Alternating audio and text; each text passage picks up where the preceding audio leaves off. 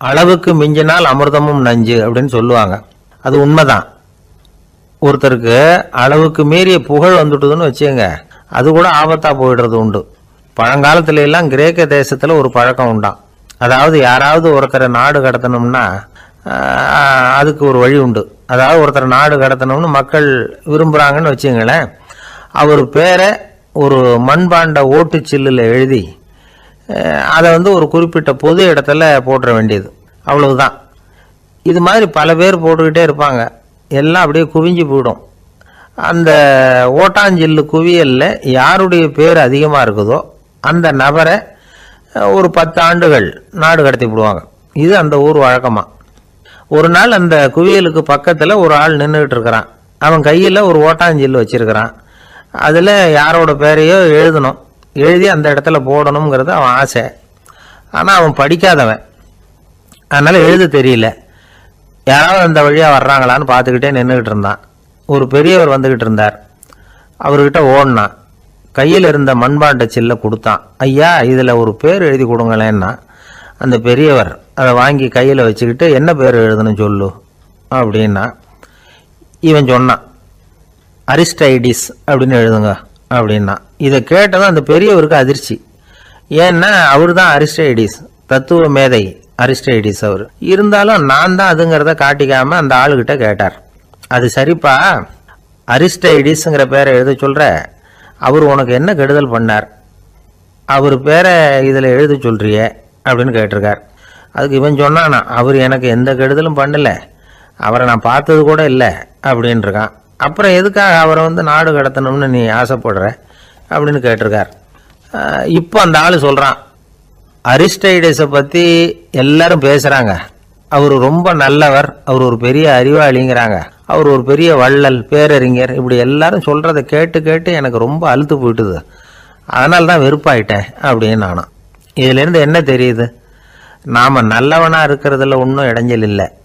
ஆனால் நம்மளை நல்லவன் எல்லாரும் சொல்ல ஆரம்பிச்சிட்டாங்கன்னு வச்சுக்கோங்க, அப்போ இடைஞ்சல் ஆரம்பம்னு அர்த்தம். எதுவுமே அளவுக்கு மிஞ்சி போகாமல் பார்த்துக்க வேண்டியது ரொம்ப அவசியம். அளவுக்கு அதிகமாக ஆசைப்படாதவங்களில் ஆப்ரஹாம் லிங்கனும் ஒருத்தரான். அவர் ஒரு தடவை தன்னுடைய நண்பர்கள்கிட்ட பேசிக்கிட்டு இருந்தாராம். ஒருத்தர் கேட்டிருக்கார், ஒரு மனுஷனுக்கு கால்கள் எவ்வளோ உயரம் இருக்கணும் அப்படின்னு கேட்டாராம்.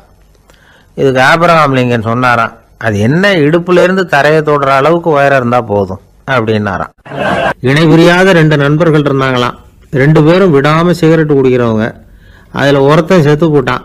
இன்னொருத்தன் அதுக்கப்புறம் 2 சிகரெட்டாக குடிக்க ஆரம்பித்தானா. ஏன் இப்படி பண்ணுறேன்னு கேட்டிருக்காங்க. நான் ஒரு சிகரெட்டு தான் குடிக்கிறேன், செத்து போன என்னுடைய ஃப்ரெண்டு இருக்கானே, செத்து போனவன், அவனுக்காக இன்னொரு சிகரெட்டு குடிக்கிறேன் அப்படின்னு நானா. இது ரொம்ப ஆபத்து, விட்டுடு அப்படின்னு சொல்லியிருக்காங்க. சரின்னு ஒத்துக்கிட்டான். ஆனால் அதுக்கப்புறமும் ஒரு சிகரெட் வீதமாக குடிச்சிக்கிட்டே இருந்தான். சிகரெட்டு பழக்கத்தை நீ இன்னும் விடலையான்னு கேட்டாங்களாம்.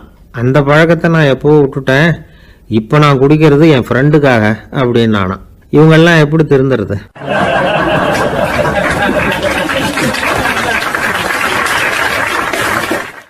காசி மாநகரத்தை பிரம்மதத்தன் அப்படிங்கிற ராஜா ஆட்சி பண்ணிட்டு வந்தார். அவர் ஒவ்வொரு வருஷமும் ஒரு திருவிழா நடத்துறது வழக்கம். எல்லா தேசத்திலிருந்தும் எல்லா வகையான ஜனங்களும் அதில் கலந்துக்குவாங்க. ஒரு சமயம் அது மாதிரி விழா நடந்துக்கிட்டு இருந்தது. வைகுண்டத்திலிருந்து தேவலோகத்திலிருந்து நிறைய தேவகுமாரர்கள்லாம் காசி நகருக்கு அப்போது வந்திருந்தாங்க. அதில் முக்கியமாக ஒரு 4 தேவகுமாரர்கள், அந்த 4 பேரையும் சுற்றி ஏகப்பட்ட கூட்டம். அப்படி என்ன விசேஷம் அவங்கக்கிட்ட அப்படின்னா, மற்றவங்களை விட அவங்க முகம் அழகாக இருந்ததா அப்படி பார்த்தா அப்படியும் இல்லை. அவங்க அணிஞ்சிருந்த மலர் மாலைகள் தான் அதுக்கு காரணமாக. அந்த மலர்கள்லேருந்து அப்படி ஒரு அபூர்வமான நறுமணம். இதுக்கு முன்னாடி இப்படி ஒரு நறுமணத்தை அந்த ஊர் ஜனங்க அனுபவிச்சதே இல்லை. அதுதான் அந்த 4 பேரையும் சுற்றி கூட்டம். எல்லாரும் கேள்வி கேட்க ஆரம்பித்தாங்க. உடனே அந்த 4 தேவகுமாரர்களும் எல்லாருக்கும் தெரியும்படியாக வானத்தில் எழும்பி கொஞ்சம் உயரமாக நின்றுக்கிட்டாங்க. கீழே நின்றுக்கிட்டு இருந்த அரசன்லேருந்து ஆண்டி வரைக்கும் ஒருத்தர் பாக்கி இல்லாமல் ஒரே குரலில் எல்லாரும் அவங்கள பார்த்து, எங்களுக்கும் இது மாதிரி மாலையை போட்டுக்கணும்னு ஆசையாக இருக்குது, அதுக்கு நீங்கள் தான் அருள் பண்ணணும் அப்படின்னு கேட்டுக்கிட்டாங்க. மாலை போட்டுக்கிறதுனா எல்லாருக்கும் ஆசையாக தானே இருக்கும். அந்த 4 தேவகுமாரர்களில் ஒருத்தர் புத்தர் பிரான். அவர் சொன்னார், பூலோகவாசிகளே, நான் சொல்கிறத கொஞ்சம் பொறுமையாக கேளுங்க. கக்காரு அப்படிங்கிற கற்பக விருஷத்தின் மலர்களால் தொடுக்கப்பட்டது இந்த மாலை. இதுக்கு நிறைய சக்தி உண்டு. எந்த காலமும் இது வாடாது, வாசனையும் குறையாது. ஆனால் இதை அணிந்து கொள்றதுக்கு சில தகுதிகள் தேவை அப்படின்னார். என்ன தகுதி அது சொல்லுங்களேன் அப்படின்னு ஏக காலத்தில் எல்லாரும் சத்தம் போட்டாங்க. தீய இயல்புகள் உள்ளவங்க, இழிந்த சிந்தனை இழிந்த செயல் உள்ளவங்க இந்த மாலையை அணிய முடியாது அப்படின்னார். அவ்வளோதான். கூட்டத்தில் சத்தம் போட்டவங்கள்லாம் மெதுவாக அப்படி அடங்க ஆரம்பிச்சிட்டாங்க. இன்னொரு தேவகுமாரன் சொன்னார், அடுத்தவங்க பொருளை அபகரிக்காதவன், அடுத்தவங்களுக்கு கெடுதல் பண்ணக்கூடிய பொய் பேசாதவன், பேராசையினால் கெட்ட வழியில் பொருள் ஈட்ட நினைக்காதவன் இந்த மாலையை போட்டுக்கலாம் அப்படின்னார். கூட்டத்திலிருந்து யாரும் முன்னுக்கு வரல. ஒரே ஒரு ராஜகுரு மட்டும் கொஞ்சம் முன்னாடி வந்தார். பெரியவர், படித்தவர். அவர், எனக்கு தகுதி இருக்குது அந்த மாலையை போட்டுக்கிறதுக்கு அப்படின்னார். வேற ஒன்றும் இல்லை, பொய் சொல்லியாவது அந்த மாலையை வாங்கிக்குவோமே அப்படின்னு முடிவு பண்ணிட்டார் அவர். அவ்வளோதான், மாலையை வாங்கிட்டார். அடுத்த தேவகுமாரன் பேசினார்.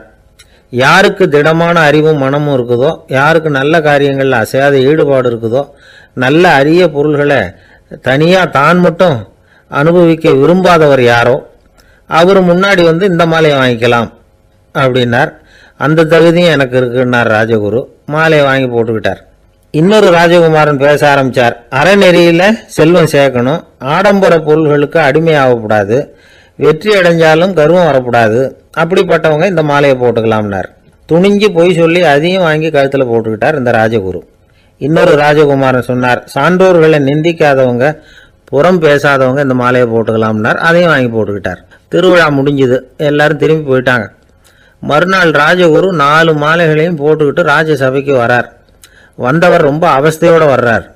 மாலையெல்லாம் வாடி போயிட்டுது, வாசனை எதுவும் கிடையாது. அது மட்டும் இல்லை, அவருக்கு கடுமையான தலைவலி வேற வந்துட்டுது.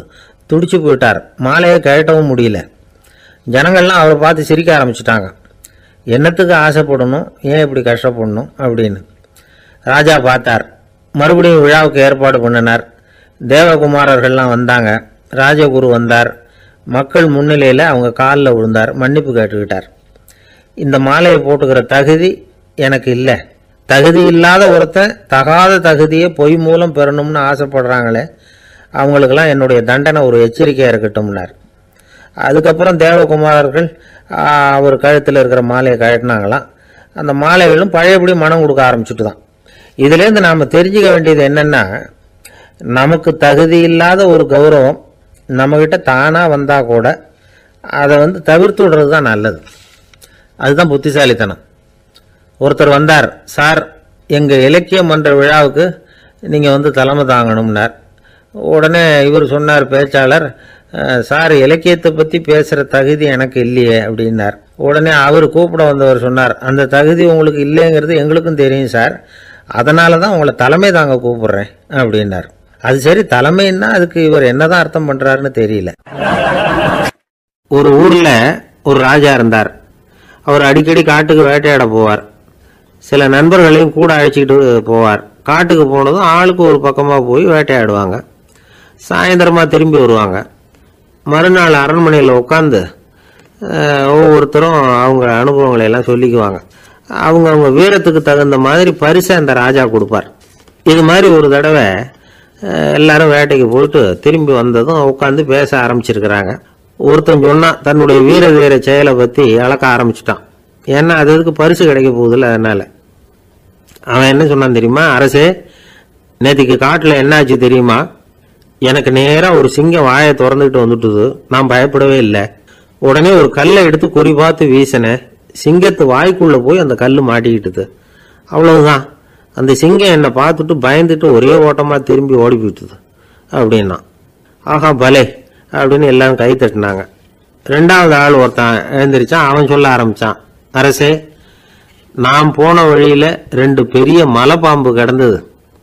என்னை மூங்கிறதுக்கு வந்தது. நான் என்ன பண்ணேன் தெரியுமா? அந்த 2 பாம்போட வாலையும் ஒன்றா சேர்த்து முடிச்சு போட்டுட்டேன். அவ்வளவுதான். அது அங்கே இழுக்க, இது இங்கே இழுக்க, முடிச்சு நல்லா இறுகி போட்டுது அப்படின்றான். ஆஹா அற்புதம்னு சொல்லி எல்லாரும் கை தட்டினாங்களாம். அடுத்தபடியாக 3வது ஆள் ஒருத்தன் வந்தான். அவன் சொல்ல ஆரம்பித்தான், மன்னா, நான் போன பாதையில் குறுக்க ஒரு ஆறு, அதில் இறங்கி குளித்தேன். யாரோ காலை பிடிச்சி இழுக்கிறது மாதிரி இருந்தது. திரும்பி பார்த்தா ஒரு பெரிய முதலை. நான் உடனே அப்படியே ஒரு துள்ளல் துள்ளி அது முழுகில் போய் உக்காந்துக்கிட்டேன். அதை அப்படியே கரைக்கு நீந்த வச்சேன். கரைக்கு வந்து சேர்ந்ததும் அப்படியே ஒரே துள்ளி குதிச்சு கரைக்கு வந்துட்டேன் அப்படின்றான். அவன் தன்னுடைய வீரத்தை அப்படி சொல்லியிருக்கான். அடடா எப்பேற்பட்ட வீரம் அப்படின்னு எல்லாரும் கை தட்டினாங்களாம். 4வது ஆள் எழுந்திரிச்சான். மண்ணா, நான் போன இடத்துல ஒரு கரடி வந்து என்னை துரத்த ஆரம்பிச்சுட்டுது. நான் ஒரு மலை உச்சிக்கு வந்துட்டேன். அதுக்கப்புறம் ஒரு அடி எடுத்து வச்சாலும் அதில் பாதாளத்தில் விழ வேண்டியது தான். அந்த நேரம் பார்த்து ஒரு பெரிய ராட்சச கழுகு அந்த பக்கமாக பறந்து வந்தது. நான் உடனே அப்படியே உயர எழும்பி அந்த கழுகோட காலை பிடிச்சிக்கிட்டேன். அப்படியே தொங்கிக்கிட்டே வந்தேன். ஒரு நல்ல இடம் வந்ததும் தொப்புன்னு கீழே குதிச்சு நடந்து வந்துட்டேன். இதுக்கும் எல்லாரும் கை தட்டுறாங்க. கடைசியாக ஒரு ஆள் எழுந்திரிச்சான்.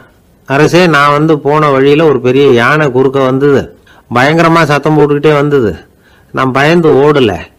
உடனே என்ன பண்ணேன் தெரியுமா? அந்த யானையோட வாலை பிடிச்சி தூக்கினேன். தலைக்கு மேலே தூக்கி கரன்னு சுற்றினேன். வேகமாக சுற்றி வீசி எறிஞ்சேன். அவ்வளவுதான். அதே ஸ்பீடில் அந்த யானை மேலே போக ஆரம்பிச்சுட்டுது. இன்னும் கூட அது போய்கிட்டே தான் இருக்குது, கீழே விழவே இல்லைன்னா. இதை கேட்டதும் ராஜாவுக்கு கோபம் வந்துட்டுது. என்ன முட்டாள்னு நினச்சிக்கிட்டு பேசுறியா? யானையை வந்து நீ வாழை பிடிச்சி தூக்குன, அதை நான் நம்பணுமா அப்படின்னார். உடனே இவன் பணிவா பதில் சொன்னான். அரசே, ஒரு சிங்கத்து வாயில கல் மாட்டிக்கிட்டதை நம்புறீங்க, மலைப்பாம்பு வாழை பிடிச்சி முடிச்சு போட்டதை நம்புறீங்க, முதல்ல முதுகில் சவாரி பண்ணதையும் நம்புறீங்க, கழுகு காலை பிடிச்சிக்கிட்டு பறக்கிறதையும் நம்புறீங்க. அப்படி நம்புறப்ப நான் சொன்னதை மட்டும் நம்பக்கூடாதா அப்படின்னு கேட்டானான். பொய் சொன்னவங்கெல்லாம் தலையை தொங்க போட்டுக்கிட்டாங்களாம். ராஜா அவங்கள பார்த்து சொன்னாராம், நீங்கள் எல்லாரும் என்னை முட்டாளாக்கி இருக்கிறீங்க. கடைசியாக பேசின இவன் தான் எனக்கு உண்மை எது பொய் எதுங்கிறத புரிய வச்சிருக்கிறான். இவன் தான் உண்மையான தைரியசாலி அப்படின்னு சொல்லி அவனுக்கே பரிசையெல்லாம் கொடுத்து பாராட்டினாராம். இப்படி ஒரு கதை. உண்மையை நிலைநாட்டுகிறவன் தான் உண்மையான வீரன் அப்படிங்கிறத இதுல இருந்து நாம புரிஞ்சுக்கணும். இந்த காலத்துல எல்லாம் பொய் சொன்னாதான் பிழைக்க முடியுங்கிறது ஒரு சில பேரோட நம்பிக்கை. ஒரு அப்பாவுக்கு தன் மகனுக்கு பொய் சொல்ல தெரியலையேங்கிற கவலை. பொய் சொன்னாதான் இந்த உலகத்துல பிழைக்கலாம், ஆனா இவனுக்கு அது தெரியலையே, அதனால இவனை அழைச்சிட்டு போய் நடுக்கடல்ல விட்டுட்டு வந்துருவோம் அப்படின்னு அழைச்சிட்டு புறப்பட்டான். கடற்கரைக்கு போனான். மகனுக்கு சந்தேகம், எங்கப்பா என்ன அழைச்சிட்டு போறேன்னு கேட்டிருக்கான். கடல்ல மீன் பிடிக்க கற்றுக் கொடுக்க போறேன் உனக்கு அப்படின்னானா. நான் ஏற்கனவே மீன் பிடிச்சிட்டேனேன்னானா இவன் மகன். எங்க அதுன்னு கேட்டிருக்கான். அப்பங்காரன். சுட்டு சாப்பிட்டுட்டேன் இருக்கான் புள்ள. அப்பங்காரன் பார்த்தான், சரி நம்ம புள்ள பொழைச்சிக்கோ அப்படின்னு சொல்லி திருப்பி அழைச்சிட்டு வந்துட்டானா. ஒரு ஜென் துறவி, அவருக்கு ரொம்ப வயசாயிட்டுது, கடைசி காலம். நண்பர்களெல்லாம் கூப்பிட்டார். நண்பர்களே, நான் வந்து வித்தியாசமான முறையில் சாகணும்னு ஆசைப்படுறேன், அதுக்கு ஏதாவது யோசனை சொல்லுங்களேன் அப்படின்னு கேட்டாராம். நண்பர்கள் சிரித்தாங்க. என்ன பேச்சு பேசுகிறீங்க? சாவறதுங்கிறது என்ன விளையாட்டுத்தனமான காரியமா அப்படின்னு கேட்டிருக்காங்க. அந்த துறவி கொஞ்ச நேரம் யோசனை பண்ணார். அப்புறம் கேட்டாராம், இது வரைக்கும் யாராவது நடந்துக்கிட்டே இறந்துருக்குறாங்களா அப்படின்னாராம். எல்லாரும் இல்லைன்னாங்களாம். ஒருத்தர் மட்டும் சொல்லியிருக்கார். அப்படியும் ஒருத்தர் இறந்துருக்கிறதாக ஒரு கதையில் படிச்சிருக்கிறேன். ஒரு ஞானியால் தான் அப்படியெல்லாம் செய்ய முடியும் அப்படின்னு அவர் சொன்னாராம். சரி, அப்படின்னா அந்த முறை நமக்கு வேணாம், நின்றுக்கிட்டே யாராவது உயிரை விட்டுருக்காங்களா அப்படின்னு விசாரிச்சாராம். அப்படியும் ஒருத்தர் இறந்துருக்கிறார் அப்படின்னாங்களாம். மறுபடியும் அந்த துறவி யோசனை பண்ணியிருக்கிறார். ஏதாவது வித்தியாசமான முறையில் நாம் வந்து போகணும் அப்படிங்கிறது அவருடைய விருப்பம். மனிதன் எப்படி வாழ்கிறானோ அப்படி இறப்பது தான் நல்லது. சரி, யாராவது தலைகீழாக வந்து யோகம் செய்யும் நிலையில் இறந்துருக்கிறாங்களா அப்படின்னு விசாரித்தாராம். நண்பர்கள் சிரித்தாங்க. தலைகீழாக நின்னபடி இறந்ததாக நாங்கள் கேள்விப்பட்டதே இல்லை, அது முடியாத காரியம் அப்படின்னு இருக்காங்க. இப்போ அந்த துறவிக்கு திடீர்னு உற்சாகம் வந்துட்டுது. உடனே எழுந்திரிச்சார், தலைகீழாக நின்னார், அப்படியே உயிரை விட்டுட்டார். அவ்வளோதான். அந்த மடாலயத்தில் ஒரே குழப்பம். எப்படி அவரை கீழே இறக்கி படுக்க வைக்கிறது அப்படின்னு புரியல. இப்படி உயிர் விடுறதை பற்றி அவங்க இதுவரைக்கும் கேள்விப்பட்டதும் இல்லை. உண்மையிலேயே வந்து இவர் வந்து இறந்து தான் போனாராங்கிறதும் தெரியல. சோதித்து பார்த்தாங்க. இதய துடிப்பு, நாடி துடிப்பு எல்லாம் நின்று போயிருந்தது. இவர் எப்போவும் இப்படி தான், என்ன பண்ணுறது இப்போ அப்படின்னு சொல்லி எல்லாரும் குழம்பிக்கிட்டு இருக்கிற சமயத்தில் ஒரு பெரியவர் யோசனை சொன்னார். இந்த துறவியோட மூத்த சகோதரி பக்கத்து மடாலயத்தில் இருக்கிறாங்க, அவங்கள இங்கே அழைச்சிட்டு வந்தால் ஏதாவது வழி கிடைக்கும் அப்படின்னார். அந்த அம்மாவுக்கு 90 வயசு. அழைச்சிட்டு வந்தாங்க. ஒரு குச்சியை ஊன்றிக்கிட்டு அப்படியே மெதுவாக நடந்து வந்தாங்க. வந்து, தம்பி, தலைகீழாக நின்று உயிர் விட்டு இறக்கிறத பார்த்தாங்க. தம்பின்னு கூப்பிட்டு பார்த்தாங்க, ஒன்றும் காணோம். உடனே என்ன பண்ணாங்க, தன்னுடைய கைத்தடியால் தம்பியோட உடலை ஒரு தட்டு தட்டினாங்க. ஏப்பா சாகிறப்பவும் உன்னுடைய குறும்புத்தனத்தை விடலையா? இப்படியாடா சாகிறது, ஒழுங்காக செத்து தொலை அப்படின்னாங்களாம். அவ்வளவுதான். உடனே அந்த துறவி திரும்பி நேராக நின்னார். அக்கா கோவப்படாத, நான் ஒழுங்காக சாகிறேன், எப்படி செத்தா என்ன, எல்லாம் எனக்கு ஒன்று தான் அப்படின்னு சொல்லிவிட்டு அப்படியே தரையில் படுத்து உயிரை விட்டாராம். அதுக்கப்புறம் அந்த அம்மா கோலை வந்து கையில் எடுத்துக்கிட்டு அப்படியே திரும்பி கூட பார்க்காம அவங்க பாட்டுக்கு போயிட்டாங்களாம். மரணத்தை ஒரு விளையாட்டாக ஆக்கிய அந்த துறவிக்கு வாழ்க்கையே ஒரு விளையாட்டாக தான் இருந்திருக்குது. எந்த நோக்கமும் இல்லாமல் செயல்படுறதுன்னா என்னங்கிறதும் அவருக்கு தெரிஞ்சிருக்குது. பயனை எதிர்பார்க்காம பணி செய்து வாழ்ந்து மறைந்த மகான் அவர். தம்முடைய தொழிலை வந்து விளையாட்டு போல செய்ய தெரிஞ்சவருக்கு வாழ்க்கையே ஒரு விளையாட்டாக மாறிடும். எல்லாமே விளையாட்டாகி விடுகிற போது மரணமும் விளையாட்டாகிவிடும் அப்படிங்கிறது தான் அந்த தத்துவம். ஆனால் அதுக்கு முன்னாடி உங்களுக்குள்ளே இருக்கிற உண்மையான நடிகனை வந்து நீங்கள் அடையாளம் கண்டுபிடிக்கணும். நீங்கள் நடிக்க வேண்டியதே இல்லை, நீங்கள் ஏற்கனவே நடிச்சுக்கிட்டு தான் இருக்கிறீங்க. நீங்கள் இந்த உண்மையை தெரிஞ்சுக்கணும், அவ்வளவுதான். இதுதான் ஞானிகளுடைய கருத்து. வாழ்க்கையை சரியாக புரிஞ்சுக்கிட்டால் எல்லாமே நடிப்புங்கிறது புரியும். கல்யாண பத்திரிக்கை அனுப்பியிருந்தேனே, ஏன்டா வரலன்னு கேட்டான் ஒருத்தன். வந்திருந்தேனே அப்படின்னானா இவன். டேய் ஏன்டா போய் சொல்கிற, நான் பத்திரிக்கையே உனக்கு அனுப்பலையே அப்படின்ட்டுருக்கான் அவன். அதுக்கு இவன் சொன்னானா, பத்திரிக்கை அனுப்புனேன்னு நீ போய் சொல்கிறப்போ கல்யாணத்துக்கு வந்தேன்னு நான் போய் சொல்லக்கூடாதா அப்படின்னானா. ஒரு பெரிய பியானோ கலைஞர் வியன்னாவில் இருந்தார். ரொம்ப புகழ்பெற்ற இசை கலைஞர் அவர்.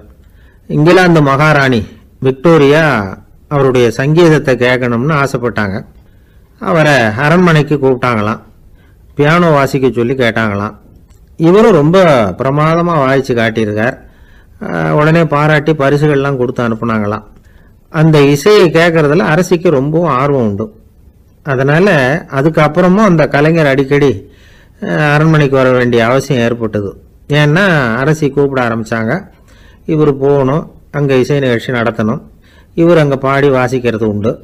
ஒரு தடவை வந்து மகாராணி அவரை பார்த்து, உங்கள் நாட்டு தேசிய கீதம் பாடுங்களேன் அப்படின்னு கேட்டாங்களாம். உடனே அவர் தன்னுடைய நாடான ஆஸ்திரியாவின் தேசிய கீதத்தை பாடியிருக்கிறார். அவர் பாட ஆரம்பித்த உடனே மகாராணி எழுந்திரிச்சு நின்னாங்களாம்.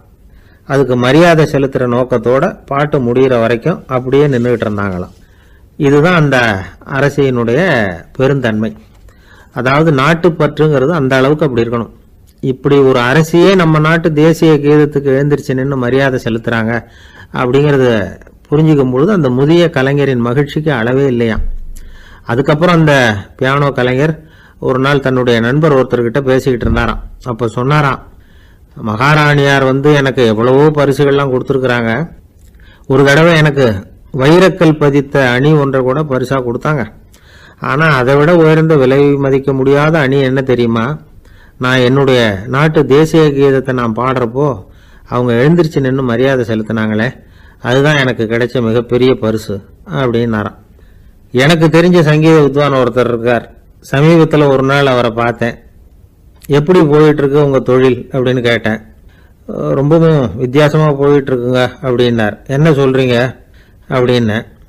முன்னாடியெல்லாம் நான் பாடினா எதிரில் இருக்கிறவங்க தான் எழுந்திரிச்சு போயிட்டு இருந்தாங்க. இப்போ எப்படின்னா நான் பாட ஆரம்பிச்சுட்டா உடனே பக்கவாத்தியக்காரனே எழுந்திரிச்சு போயிடுறான் அப்படின்னார் ரொம்ப வேதனையோட. ஆரம்ப காலத்தில் ஒரு குரு, அப்போ ஒரு சீடன் இருந்தான். அது வேடிக்கையான குரு, வேடிக்கையான சீடன். ஒரு ஆசிரமம். ஒரு நாள் ஒருத்தன் அவசரமாக அந்த குருவை தேடி வந்திருக்கிறான். என்ன விஷயம்னு விசாரித்தார் குரு. உங்கள் சீடர் என்னை வந்து அடிச்சுட்டார் அப்படின்னு புகார் பண்ணானா அந்த ஆள்.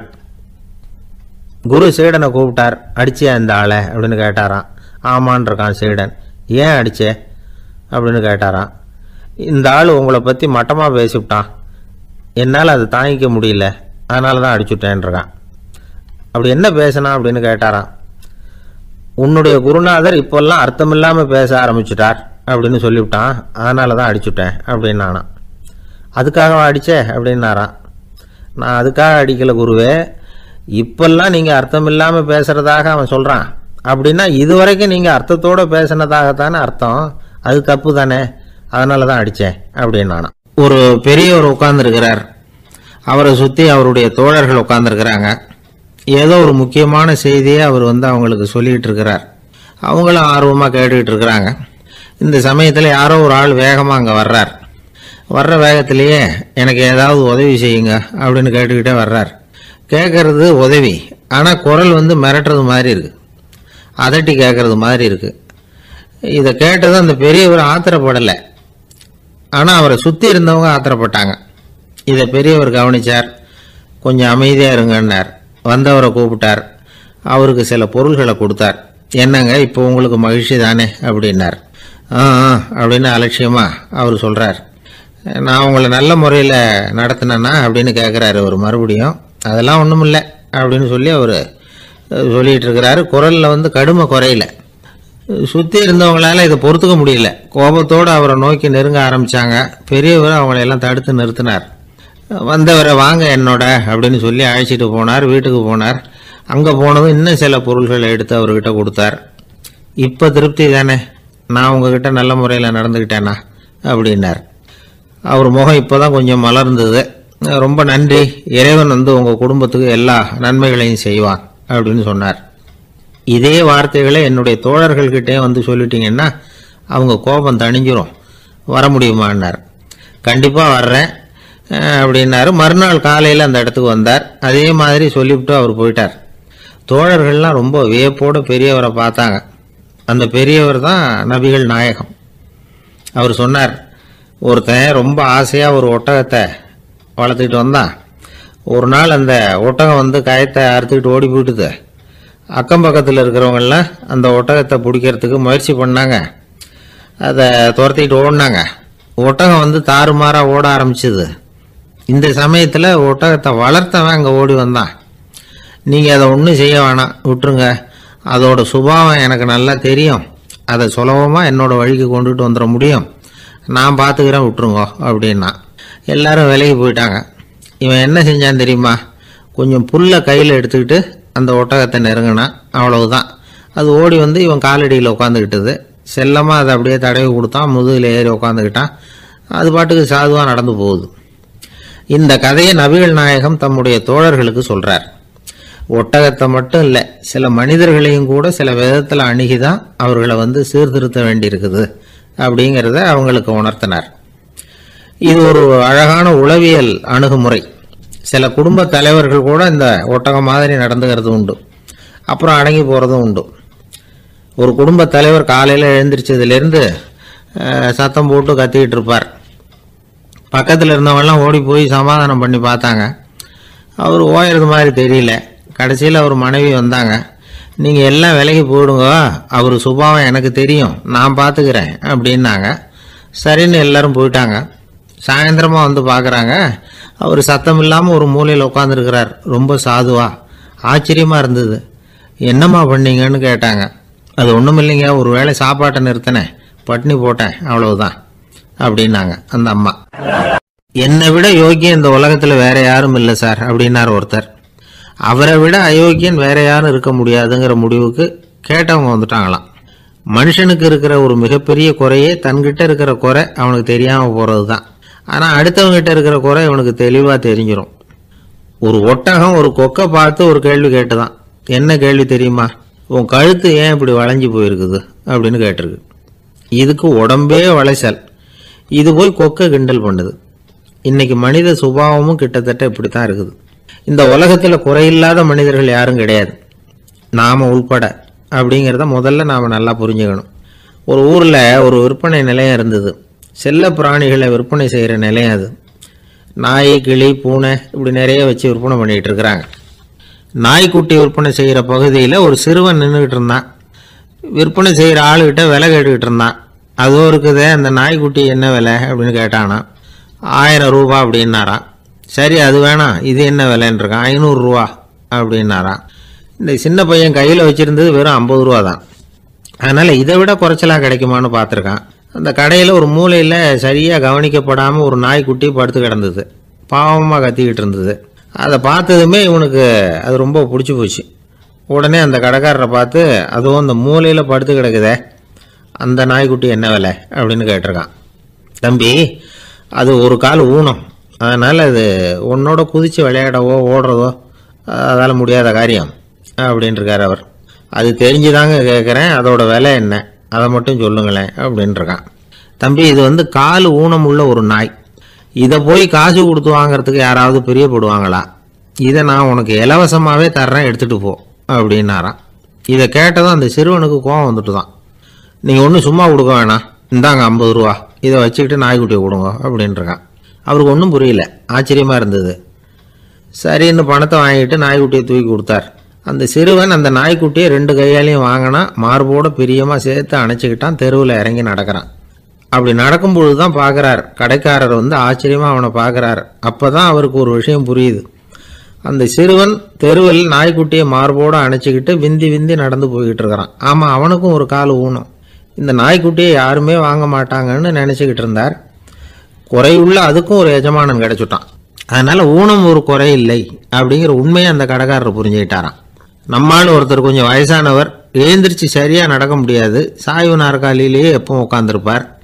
அவர் தனக்கு துணையாக ஒரு நாயை பக்கத்தில் வச்சுருந்தார். அதுவும் ரொம்ப வயசான ஒரு நாய், எழுந்திரிக்கவே சிரமப்படும், நடக்கவும் முடியாது. அவர் பக்கத்துலேயே இதுவும் சோர்ந்து போய் படுத்து கிடக்கும். அந்த பெரியவரை பார்க்க வந்த ஒருத்தர் கேட்டார், ஏங்க, ஒரு சின்ன பையனை உங்களுக்கு துணையாக வச்சுக்கப்படாதா? இந்த நாயை உங்களுக்கு பாதுகாப்பாக வச்சுருக்கிறீங்களே, உங்களுக்கு ஒரு ஆபத்துன்னா இது எப்படி உங்களுக்கு உதவ முடியும் அப்படின்னார்.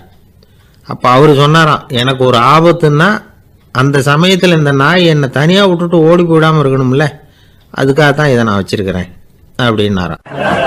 ஒரு தடவை நாரதர் ஒரு தெரு வழியாக போய்கிட்டு இருந்தார். வழியில் ஒருத்தர் வேத சாஸ்திரம்லாம் படிச்சுக்கிட்டு உட்காந்துருந்தார்.